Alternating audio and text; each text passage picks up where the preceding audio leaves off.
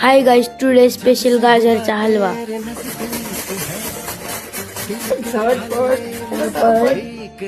पुढे गाजरचा हलवा फटाफट. तू homemade original 100% pure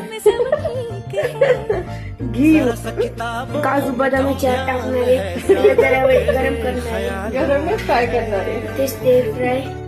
आता याला मिक्स करणार.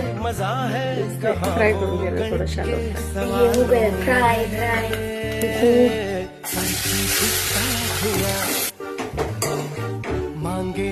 चवीनुसार ज्याला जितकं गोड आवडतं त्याने तितकी साखर टाकायची. मला जास्त आवडतं म्हणून मी याला हलवून मिक्स